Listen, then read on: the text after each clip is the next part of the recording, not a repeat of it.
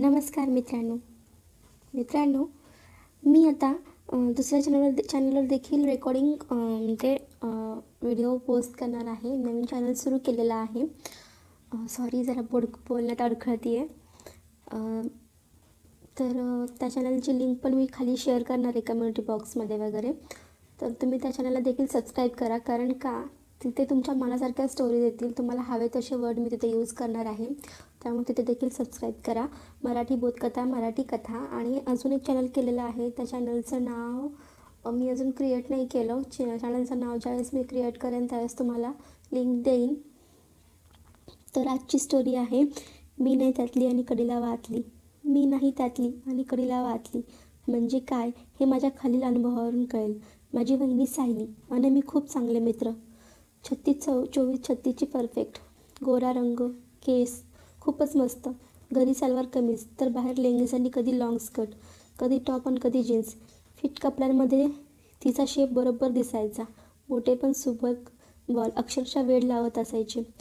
तिची नाजूक सिंहकटी, कंबर, सपाट पोट, नाभीचा खळगा आणि तिचे गच्च आणि मोठे भरलेले सफरचंद, हसतमुख चेहरा आणि अत्यंत रेखीव होठ. हसताना तिचे दात काय मस्त दिसायचे.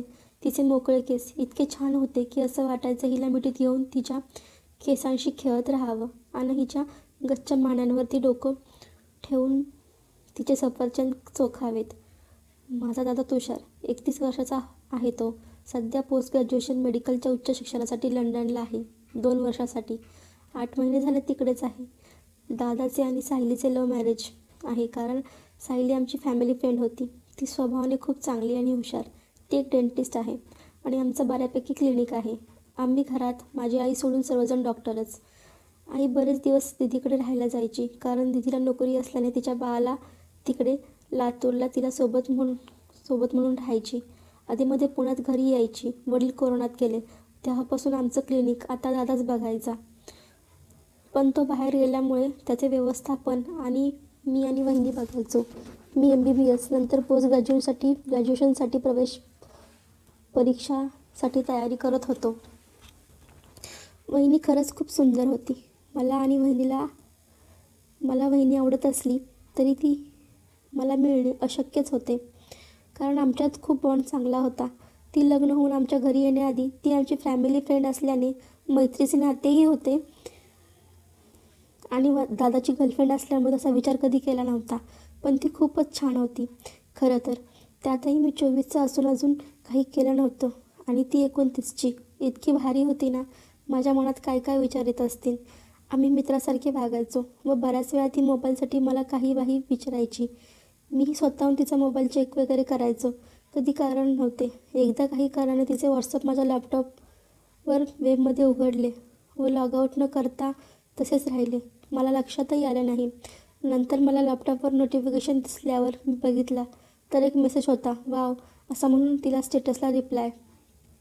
स्टेटस तर मला दिसत नव्हते, तर केवळ त्याचा नंबर मला दिसायचा. तो नंबर माझ्या बालमित्र अमितचा होता. तो अगदी घरासारखा होता. आम्ही सर्व गोष्टी शेअर करायचो. पण माझ्या बहिणीवरच ट्राय करतो हे मला लक्षात नाही आलं. खूप राग आला.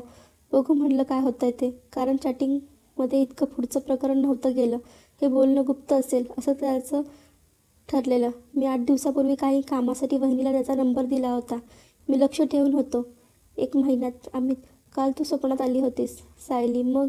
अमित, मग काय केली स्वप्नातच मजा. सायली, चावट कुठला. वाचून हे मी शॉकच झालो.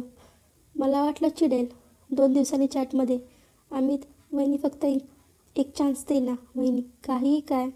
अमितने एक फोटो पाठवून डिलीट केलेला होता. नंतर कळालं की त्याने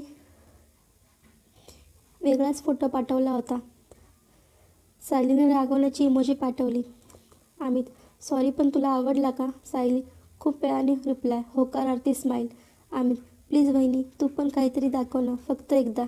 सायली, अजिबात नाही, बाय. अमित, प्लीज आपण एकदा भेटूया ना. कोणाला काही कळणार नाही, शपथ. वहिनीने मग त्याला ब्लॉक केले. मला बरे वाटले वहिनी कसली पायरी उचलणार नाही. 2 दिवसांनी चॅट वाचले तर तो अनब्लॉक. सायली, उद्या 11 वाजता घरी ये. घरात कोणी नाही. मी अक्षरशः वाचून हबकलोच. मला कळत नव्हते की काय करावे, थांबवावे की तिला करू द्यावे. बरं झालं तिने त्याला घरी बोलावलं.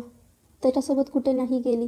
माझा भाऊ पोस्ट ग्रॅज्युएशन मेडिकलसाठी कोर्ससाठी अजून 1.5 वर्ष लंडनमध्ये असणार होता आणि माझी आई परत दीदीकडे लातूरला जाणार होती आणि मला रोजप्रमाणे अभ्यासिकेत जायचं होतं. रात्री आम्ही आई-बाबांना ट्रेनमध्ये बसवलं. घरी आलो. मला सकाळी लवकर उठायचं होतं. वाटेत मिहीन वहिनी बोलत असताना मी आम्हीच्या मेसेजबद्दल तिला विचारलं.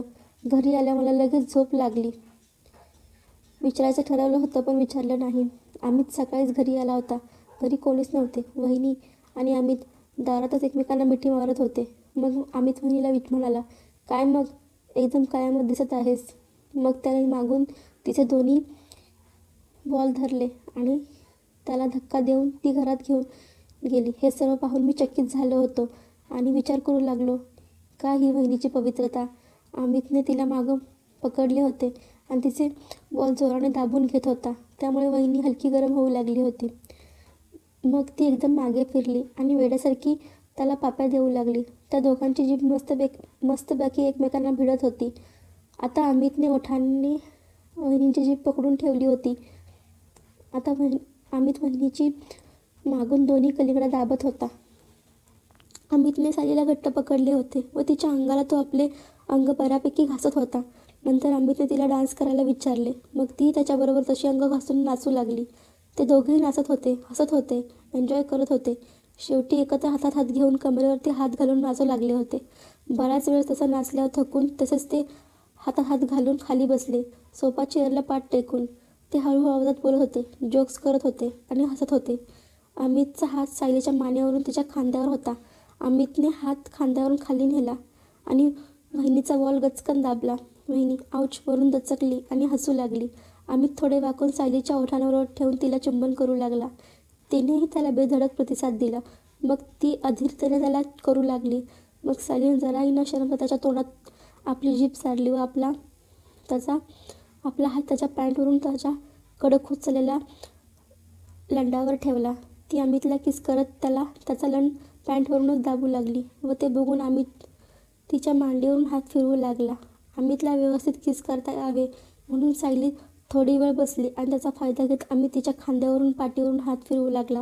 नंतर अमितने तिच्या ड्रेसची पाठीवरची जीभ खाली खेचायला सुरुवात केली.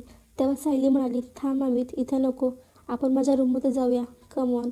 असं म्हणत ती उठली आणि आत जाऊ लागली. अमित तिच्या मागोमाग गेला. मला दिसले की सायली आणि अमित उभे राहून चुंबन करत होते. अमित सायलीच्या कलिंगडावरून हात फिरवत होता. सायलीचे दोन्ही पाय अमितच्या एका पायाला बाजूला करत होते व ती हलकीच वर खाली होत होती. याचा अर्थ ती अमितच्या मांडीवर आपली पुच्ची घासत होती. अमित मग थोडा मागे झाला व सायलीच्या पाठीवरून हात फिरवत तिच्या खांद्यावर आला. तिच्या ड्रेसची जीभ उघडू लागला. तिच्या ड्रेसची जीभ कमरेपर्यंत त्याने उघडली. त्याने ड्रेस तिच्या खांद्यावर बाजूला ढकलला आणि क्षणार्धात ड्रेस तिच्या पायात लोळून घेऊ लागला. आता माझी वहिनी माझ्या मित्रासोबत फक्त आतल्या कपड्यांवर होती. अमित आदर्शासारखा तिला मागून चिडू लागला होता आणि तिचे उभार पकडून कुस्करू लागला होता. त्याने सगळे हुक काढले आणि तिच्या खांद्यावरून तिला बाजूला केली. अमित पण सायलीला हात लावायला उतावळा झाला होता. तेव्हा त्याने तिच्या बगलेमधून हात पुढे नेले व तिची पुढचे उभार दाबू लागला. त्याने आता हात सायलीच्या मागे आणले व तिचे कलिंगड धरून दाबू लागला. त्यांना चिडू लागला. अमित तिचे कलिंगड धरून पुन्हा दाबू लागला व तिची पुच्ची आपल्या मांडीवर जोरजोरात घासायचा प्रयत्न करत होता. अमितने मग सायलीला थोडे वळवले. तो तिला चुंबन करू लागला. अमितने माझ्या बहिणीच्या चड्डीला एका बाजूला सरकवली आणि पायातून काढली. अमितने माझ्या वहिनीच्या पुच्चीवरून हात फिरवला व मग पुच्चीत बोटे घातली. बोटे तिच्या पुच्चीत हात बाहेर करून तो तिला बोटांनी करू लागला. तिचे मनुके चोखू लागला. 2-2 बोटांनी तो माझ्या बहिणीच्या पुच्चीत हात बाहेर करत होता आणि ती आता जोरजोरात ओरडू लागली होती, कंबर हलवत होती आणि बोटे घालून घेत होती.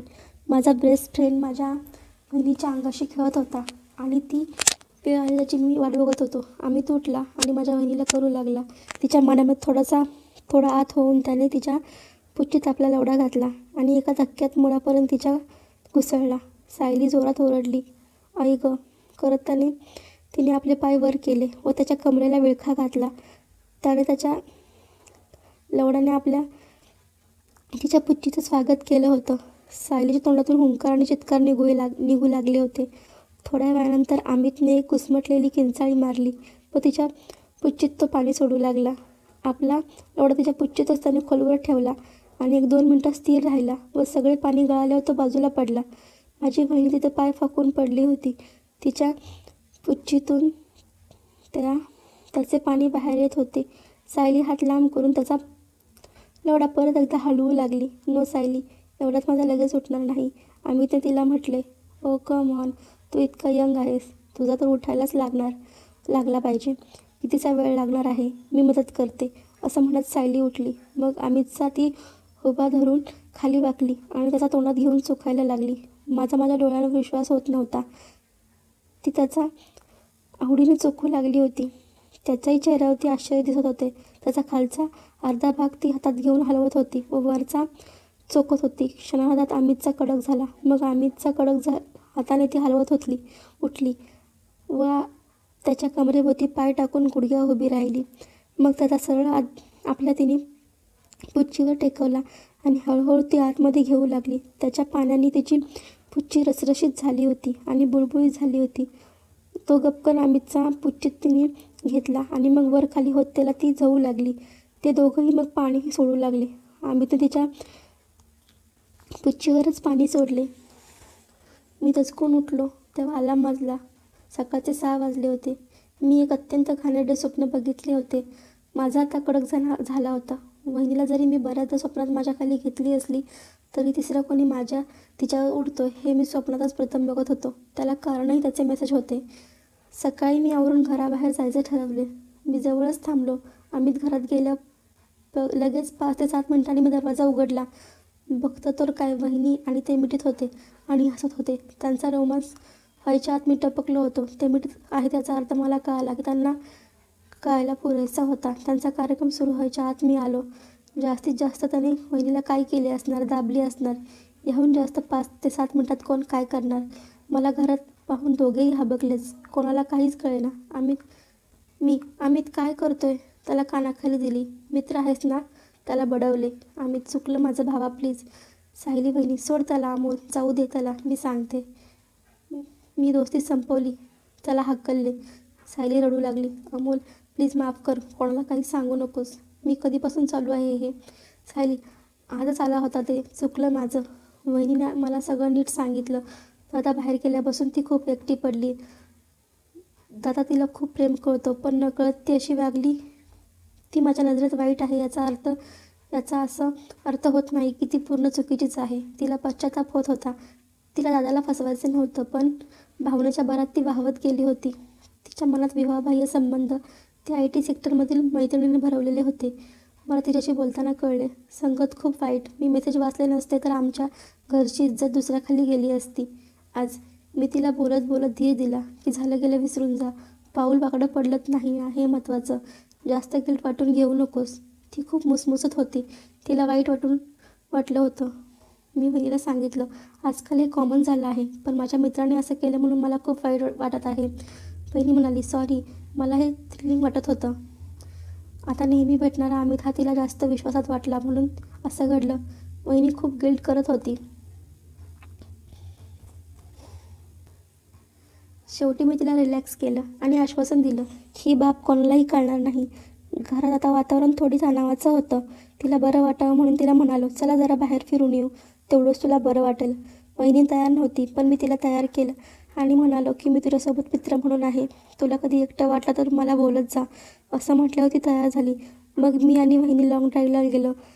धरणाजवळ बसलो. तिथे थोडंसं फिरून 7 वाजता माघारी फिरलो. वहिनी बाहेर येऊन फिरून खुश झाली होती. मला माहीत होतं की मन कुठेतरी रमलं पाहिजे. आनंदात, मग फिरण्यात वगैरे, सिनेमात, एखाद्या छंदात. नाहीतर वाईट विचार मनात घर करतात आणि मन कुठेही लागत नाही. वहिनीचं एकाकीपणा तिला कदाचित असं झालं असावं. तर मित्रांनो, कशी वाटली ही स्टोरी? ह्या स्टोरीचा सेकंड भाग आला की नक्कीच तुम्हाला कळवेन. स्टोरी कशी वाटली हे कमेंटमध्ये नक्की सांगा आणि मी दिलेल्या सर्व लिंकवरती जा आणि सबस्क्राईब करा. नक्की सबस्क्राईब करा. धन्यवाद.